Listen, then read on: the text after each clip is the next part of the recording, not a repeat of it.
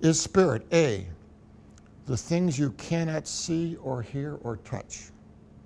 B, something's inner essence, its very soul? C, consciousness? D, God? E, all of the above? Well, all right. Here, look. How many say E? And oh my gosh, okay. I'm preaching to the choir here. Theologian Amos Young has counted 16 ways the word spirit is used in the science-religion dialogue and admits he's missed a few. In the old story, spirit is the very antithesis of matter. In the new story, it could not exist without matter and may not exist at all. What is spirit? Okay. In the new story, the answers are many because the story has many variants. Here are some that I've found. Okay. 1, spirit concludes the story, but not as something real. This is the narrative of scientific materialism. Life is real, matter is really real, but spirit isn't real at all. The soul is nothing more than neurological processes, which all come down to chemical processes, which all come down to physical processes, etc. I guess we call this reductionism. Soul, at best, is a metaphor for B, something's inner essence. In other words, spirit concludes the story. Its meaning is C, consciousness. Include in this category spirit as mind, thought, intelligence, symbolic capacity, interiority, subjectivity. No matter what the name, spirit in this sense is not reducible to neurological processes. It can't be boiled down to them. It may emerge from them, but it has a reality all its own.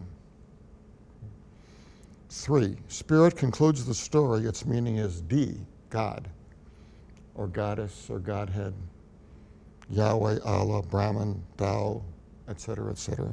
However conceived, this God is something more than individual human consciousness. She, he, it is transcendent. My answer is like the choir's. E, all of the above. All 4 of the multiple choice meanings, all 16 of Amos Young's meanings, whatever the word has meant over time, whatever the word has meant to you, bring it on, okay? Stick it to the word spirit, because no matter what meaning you pick, that puzzling detail in the new scientific story doesn't go away, that extraordinary claim. In effect, the new story is saying, take some hydrogen, put it in a beaker, cork it up for 13 or 14 billion years, and out comes Mozart. Out comes Motown. Okay? Out comes humility. Hydrogen turns into humility.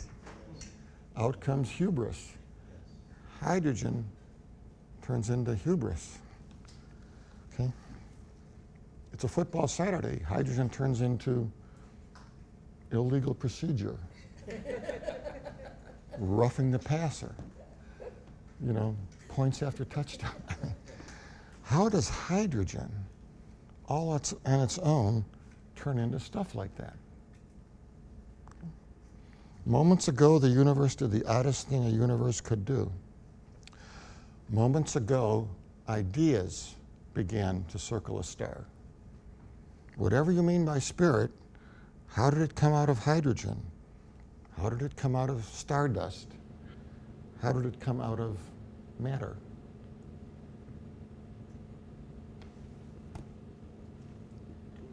Okay. For me, that's the point, and there's no way that you can get across the concept you just said without saying, take hydrogen and put it. So there is something before hydrogen. There is something beyond the alternative is just to say, well, somehow somehow hydrogen existed, or it became existing. But in my head, I'm being rather linear sometimes.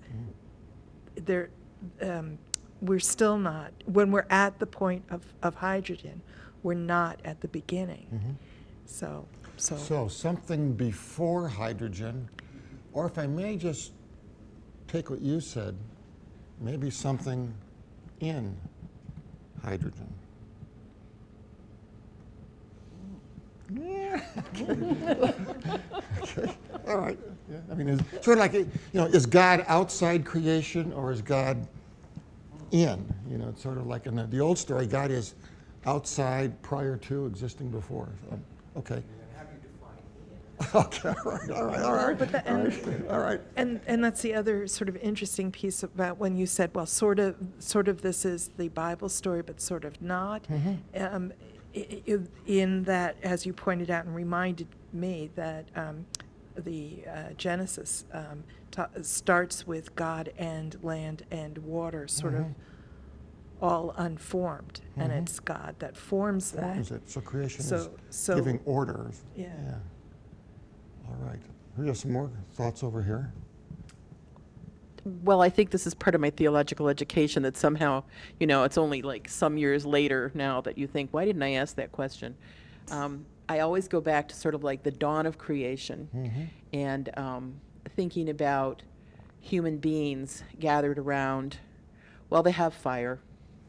So they're gathered around fire, but the awareness, and this comes back from EFM as well, a wonderful, wonderful course of study, greatly foundational. Wondering about something that's beyond themselves, realizing that there is something beyond themselves and they look at the sky and they see all of the things that the fire, but it's something they can't explain. And so the question I forgot to ask, I think, of my professors was, we know about Yahweh as a very old term for God, and the Latin terms and Greek terms, but as I get older, I think God itself, those are 3 letters that express something that was inexpressible, that somebody thought, and that I think was the Spirit moving within them. Now, whether that came out of the combination of hydrogen and oxygen molecules, I have no clue, but my sense is that was there, and that's on that first day, or those people, probably, I don't know how many thousands of years ago this would have been. I forget when fire was created, but didn't even need fire. Maybe just looking up in the heavens. So, sort of getting to that edge. Right to the edge. And then being captured. The day of awareness, yes. Yeah. Which creationists say was 7,000 years ago. What? What question would you want to have asked? Oh yeah. What question would you have wanted to ask? What is this essence that is beyond anything I can understand, that clearly is inspiring life, my life, the lives of people around me? Spirit transcends intellect. Spirit is untraceable. Spirit is that which you hear the sound thereof, and you know not from where it is coming or where it is going. But we, as human beings, seem to be captured by Spirit to give purpose and meaning to all of this creation. So I find the concept amazing. Okay, thank you. Captured by Spirit. Isn't that a lovely phrase? Captured by Spirit.